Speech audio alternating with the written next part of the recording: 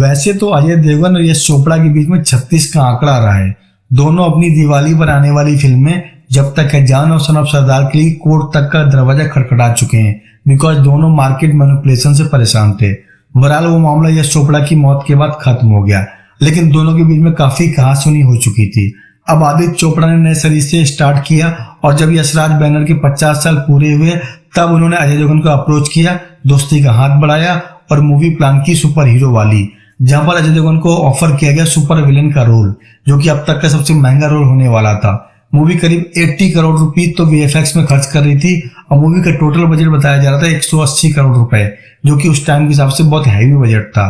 और कहा जा रहा था इस मूवी के जरिए एक हीरो की लॉन्चिंग होगी, जो कि अनन्या पांडे के भाई होंगे आहान पांडे।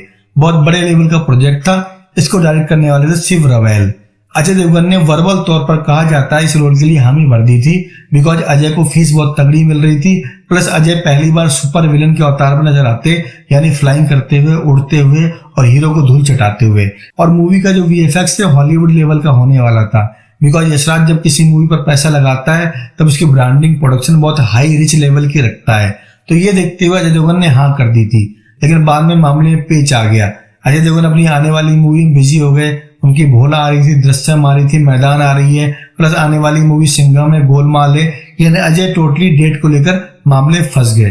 प्लस अजय ने कभी भी रिटर्न तौर पर यशराज के साथ कॉन्ट्रैक्ट साइन नहीं किया था। और दूसरा पेज ये फंस गया कि जो हीरो है मेन, यानी आहान पांडे, उनकी ट्रेनिंग को लेकर कहा गया 1 साल और चाहिए, because the main hero was not ready for that particular role. और वैसे भी सुपर हीरो मूवीज में बहुत ट्रेनिंग की जरूरत पड़ती है, और एक डेब्यू हीरो आहान पांडे जैसा अगर विदाउट ट्रेनिंग आएगा तो अजय देवगन के सामने टिक नहीं पाएगा। ऐसे में मूवी पड़ जाएगी प्लॉट वाइज वीक। तो मूवी के बजट को होल्ड किया गया। प्लस अजय देवगन ने भी अपनी थोड़ी सी बिजी शेड्यूल को देखते हुए मूवी से अपने आप को ऑप्ट आउट कर लिया। तो बहरहाल जो मूवी बनने वाली थी, टेनेटिव टाइटल रखा गया था द टाइफून, यानी तूफान स्टॉर्म, उसको होल्ड कर दिया गया है। हालांकि अब लगता है मूवी बन नहीं पाएगी, बिकॉज अजय देवगन ऑलरेडी अपने प्रोजेक्ट में बिजी हो चुके हैं। भोला के सीक्वल को भी काम करेंगे। इसके अलावा उनके होम प्रोडक्शन में कई सारी फिल्में ऑलरेडी बन रही हैं। पैनोरमा के साथ वश के गुजराती रीमेक पर काम कर रहे हैं। हिंदी में उनके पास भोला फ्रेंचाइजी है, प्लस साउथ की और भी फिल्में करने की हैं।